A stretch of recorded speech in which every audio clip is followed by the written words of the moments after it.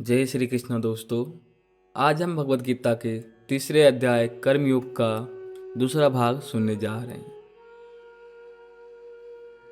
हे अर्जुन, मेरे कहने का तात्पर्य यह है कि जिस मार्ग पर मैं चलूँगा उसी मार्ग का अनुसरण सांसारिक लोग भी करेंगे। यदि मैं ऐसा नहीं करता या नहीं करूँगा तो प्रजापालक कैसे कहलाऊँगा। हर प्राणी में मैं विराजमान हूँ। मैं संसार के किसी भी प्राणी को कर्महीन होते नहीं देखना चाहता। हर प्राणी नारायण की मूर्ति है।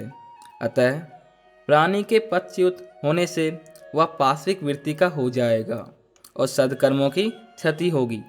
इसलिए मैं सद्कर्म करता हूँ। हे अर्जुन, आसक्ति रहित ज्ञानी को भी आसक्त प्राणियों की भांति लोकहित के निर्मित कर्म करते रहना चाहिए। विवेकी प्राणी चाहे सिद्ध अवस्था को ही क्यों न प्राप्त हो जाए, तब भी उसे यह कर्तव्य है कि लोगों के कल्याण के निमित्त सत्कर्मों का त्याग न करे। वह अपनी बुद्धि तथा विवेक से सिद्ध अवस्था को प्राप्त होने का प्रयास करे। सत्कर्मों की कदापि निंदा न करे। हर प्राणी सिद्ध अवस्था को प्राप्त नहीं होता। अतः जो प्राणी सिद्ध अवस्था को प्राप्त हुए हैं वे अन्य सांसारिक लोगों को सत्कर्मों से भ्रष्ट ना करें। यह मेरा आदेश है।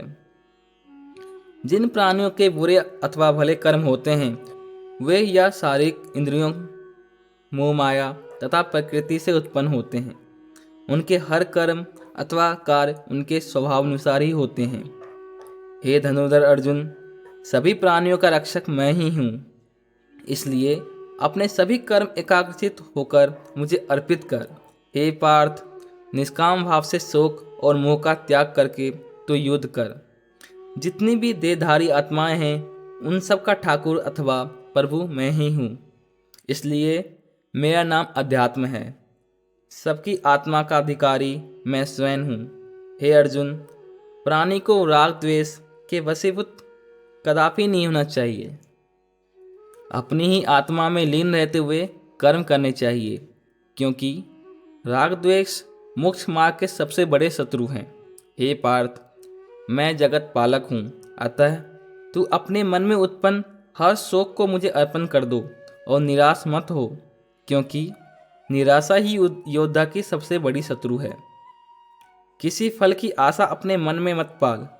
दिल से चिंता और मोह माया को त्याग कर युद्ध कर।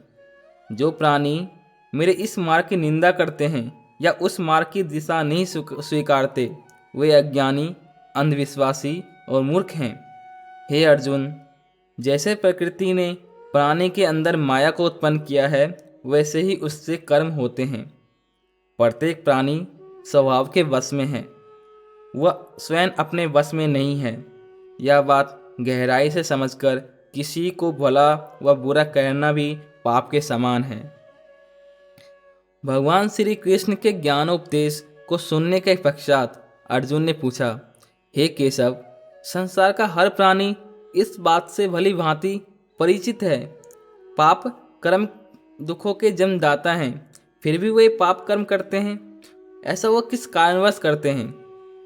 अर्जुन के इस प्रश्न का उत्तर देते हुए भगवान श्री कृष्ण ने कहा, हे कुंती पुत्र, काम अथवा क्रोध की उत्पत्ति रजोगुण से होती है। जिस प्रकार अग्नि तृप्त नहीं होती उसी प्रकार काम भी अतृप्त रहता है। यह सुनकर अर्जुन ने कहा, हे केशव, मुझे इस संदर्भ में विस्तार से बताइए कि इसका जन्म कैसे होता है। जन्म के बाद ये किस प्रकार विकसित होते हैं, इनकी आत्मा कैसे होती है। भगवान श्री कृष्ण ने कहा, हे अर्जुन, काम भाव प्राणी का अदृश्य शत्रु है।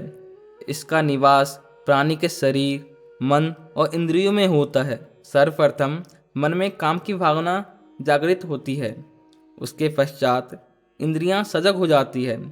परंतु यदि किसी कारणवश काम की पूर्ति नहीं हो पाती तब प्राणी के मन में क्रोध उत्पन्न होता है। क्रोध की भावना जागृत होती है। क्रोध भयंकर परिणामदायक होता है। मनुष्य क्रोध का कारण और उसका परिणाम जाने बिना ही दुष्कर्म कर बैठता है। हे कुंती पुत्र अर्जुन, काम और क्रोध ही प्राणी को भ्रमित करते हैं, जिसके फलस्वरूप वह बड़े से बड़ा दुख भोगता है। अब मैं क्रोध, काम और मोह का विस्तार से वर्णन करता हूँ। स्त्री का साथ पाकर प्राणी काफ़ी खुश हो जाता है। उसका संग पाकर उसे संतान की प्राप्ति होती है। फिर वह संतान के मोह में अंधा होकर अच्छे बुरे कर्म भूल जाता है। यह तो उसकी स्त्री के संग का फल है। यदि प्राणी पर नारी के साथ प्रीति बढ़ाता है या उसके साथ संगति करता है, वह किसी अन्य पुरुष अथवा स्त्री द्वारा देख लिया जाता है, तो वह घोर पाप है। वह राजदंड का अधिकारी होता है। इस प्रकार इसका यह लोक तो बिगड़ता ही है, पर लोक भी बिगड़ जाता है। ऐसा करने से उसका चरित्र हनन होता है और समाज से बहिष्कृत भी होता है। हे अर्जुन, अब मैं तुझे क्रोध से होने वाली हानि के विषय में बताता हूँ। क्रोध कर्म से भरी यह देह जब उबलते हुए दूध की भांति उबलती है, तो प्राणी अपना अच्छा बुरा देखे बिना ही अनर्थ कर बैठता है, क्योंकि क्रोधित प्राणी अंधा होता है। वह अपने वर्तमान या भविष्य भी दिखाई नहीं देता। जो अंधा हो चुका है वह गहरी खाई में गिर सकता है और पाप के दलदल में भी। यदि क्रोधित अवस्था में उसका पाप बड़ा और भयंकर होता है, तो राजा उसे दंड देते हुए उसका सारा धन भी छीन लेता है। इस प्रकार वह परलोक में यमदूतों की यातना का अधिकारी हो जाता है। हे कौन्तेय, काम और क्रोध भय के प्रतीक हैं। यह हर पल प्राणी को अपनी ओर आकर्षित करते हैं। यह दोनों पाप और नीचता के कर्म हैं। हे अर्जुन, काम क्रोध उसी प्रकार प्राणी के अंदर बैठी कमजोरी की प्रतीक्षा करते हैं, जिस प्रकार चोर मौके की प्रतीक्षा करता रहता है कि कब घर का स्वामी निद्रा मग्न हो जाए और वह कब अपना कर्म चोरी करे। यह घर के स्वामी की कमजोरी थी कि वह चोरी के भय से बेखबर हो गया और दुराचारी चोर अपना कार्य कर गया। ठीक उसी प्रकार काम और क्रोध भी प्राणी के अंदर विराजमान कमजोरी की प्रतीक्षा करते हैं। प्राणी में यह कमजोरी अज्ञानतावश होती है। मुझे न पहचानने का अज्ञान इनके अंतर मन में छाया रहता है। अग्नि को धुआं ढक लेता है, धूल दर्पण को ढक लेती है। उसी प्रकार काम और क्रोध ने प्राणी के ज्ञान को ढांप लिया है। यह दोनों ही प्राणी के दुश्मन हैं, इसलिए इनका दमन आवश्यक है। हे अर्जुन, यदि तू समझता है कि यह काम तुझसे नहीं हो पाएगा, तो यह तेरी कायरता और सबसे बड़ी भूल है।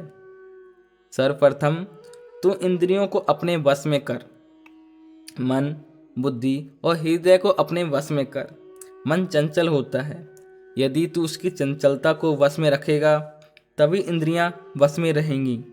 काम भाव मन में निवास करके प्राणी को मोहित करता है।